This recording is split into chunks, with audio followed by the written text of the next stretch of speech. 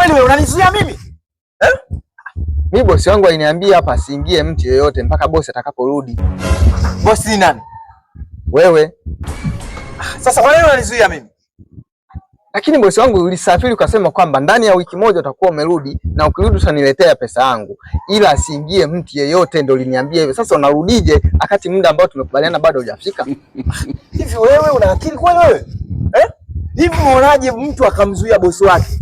Wewe una akili wewe? Bosi, usitake kunipima kwamba kesho na kesho kutwa niambie unilipe mshahara. Kwamba labda umeona kwamba sasa umeenda ili urudi ukiingia ndani unikazie kwamba nilikwambiaje. Sipimiki bosi. Yaani mimi nimesimamia vile vile. Bosi wangu ananiamini. Kwa kifupi unaniamini kwa hiyo uwezo kaingia. Mama. Wewe mimi ni nani? How are you? Wewe ni bosi. Sasa kwa nini unanizuia?